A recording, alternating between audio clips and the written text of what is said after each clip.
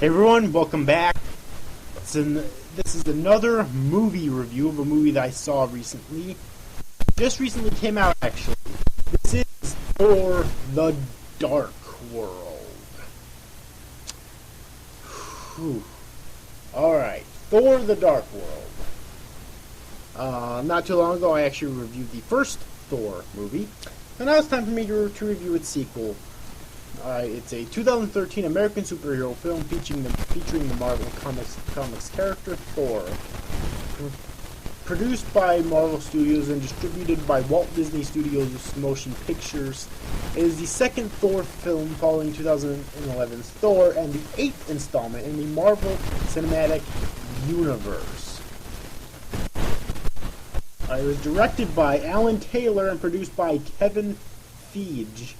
The screenplay was by Christopher Yost and Christopher Marcus and Stephane McFeely, and the story is by Don Payne and Robert Rodat, and it's based on Thor by Stan Lee, Larry Lieber, and Jack Kirby. And then there's starring Chris Hemsworth as Thor, Natalie Portman as Dr. Jane Foster, Tom Hiddleston as Loki, Anthony Hopkins as Odin,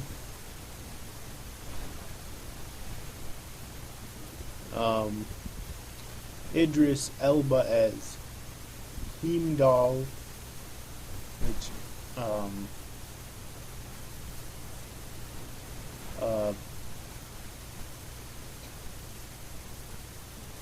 oh yeah, I believe he's the gatekeeper between the worlds. Alright, and then there's Christopher Esselton as Malek. Hold on a sec. Was he the main villain? I think so. Yes, he was. Alright, and that's really all that I really need to talk about in terms of cast. Alright, so, the plot. Eons ago, Bor, the father of Odin, clashes with the dark elf Malekith, who seeks to destroy the universe using a weapon known as the Aether. After conquering Malekith's forces, including enhanced warriors called the Cursed, on their home world of Svartalfheim, Bor safeguards the Aether within a stone column. Unbeknownst to Bor, Malekith, his lieutenant Algrim, and a handful of dark elves escape into suspended animation. In present day Asgard, Loki stands in prison for his war crimes on Earth. So, and that's the part, and there is a few issues I had with the series, and that was one of them. Alright, or of the movie, and that was one of them. In terms of plot inconsistencies, but meanwhile, Thor, alongside warriors Andral, Volstagg, and Sif, repels marauders on Vanaheim, home of their comrade Hogun. It is the final battle in a war to pacify the Nine Realms, following the reconstruction of Bifrost, the Rainbow Bridge between realms, which has been destroyed 2 years earlier. The Asgardians soon learned that the convergence, a rare alignment of the Nine Realms, is imminent, and the event approaches. Portals linking the worlds appear at random.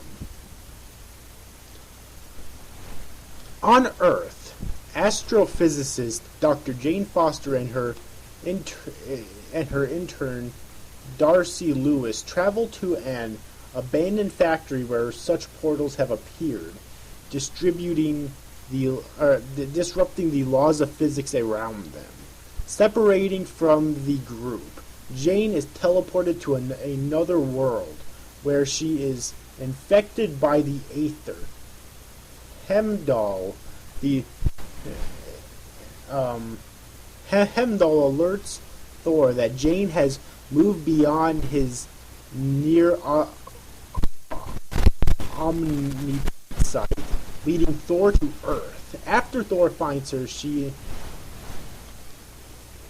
inadvertently releases an unearthly force, and he returns with her to Asgard.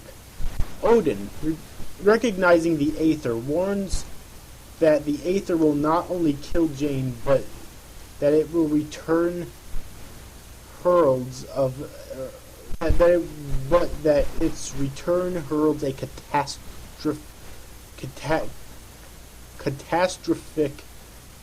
catastrophic prophecy. Okay, and that's all I'm going to say about describe about the plot. That pretty much sums it up. All right, but it was pretty damn good. Now, first off, I want to say I thought that the first Thor movie was better. Okay, I just thought that, and there was the main reason why was because I felt this movie did have plot holes in it. But first off, let's talk about everything that I liked about the movie first. Once again, I loved all of the fight scenes, and they were plentiful, mind you, and the effects were outstanding yet again. Alright, like, really. The effects looked absolutely fucking gorgeous. I absolutely loved them. And the cinematography was also really good. The acting was amazing. Okay. It really was. And there's... Thor actually tried to attain Loki in terms of fucking did that. I thought that was dumb. Talk about the ending of this movie, you'll know why. And really, you should know why anyways. I mean, this may be his brother here, but he's betrayed him how many fucking times now? Twice, as I recall. Like, really. Alright. Anyways, the other things I liked all the characters. Even the villains are likable in their own way. The characters get development and everything, so everything in that regard is very good. The writing is, for the most part, very sound. Now, like I said, my problems in this movie, like I said before, my problems in this movie mainly consist of plot holes. Or, not really plot holes, but plot inconsistencies, really. But, for the most part, the writing was really sound, alright? The writing wasn't shit, okay? It was pretty good. Now let's talk about what I didn't like. And there's a few of them. Alright. First off, like I said before, why the fuck did Thor ask Loki for help? I know they needed extra help. But why Loki?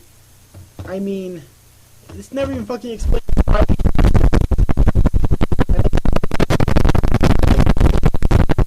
You'll realize that, wow, like, it was, yeah. Alright, so that's one of the problems I had. Another issue I had was with the gatekeeper, who I forget what his name was again, but basically, Thor does enlist Loki, or enlist his help too, in order to get into the Dark World. And he basically says, this is, they make such a big deal about this. Confronts Odin and his men again. Alright. He says that, there's treason amongst us, and Odin says, by who? And then the gatekeeper turns around and draws his weapon and says, by me. And it looks like they're about to break out into a fight, and nothing. Then it seems like he's let off scot-free. That was never fucking a and either something that they just got lazy about or overlooked or something. And the biggest defender of them all is, of course, the ending.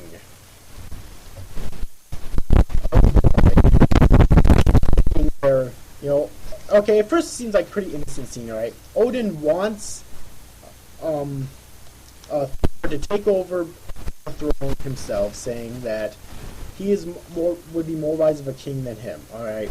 So, of course, Thor refuses and says that he wants to be with Jane.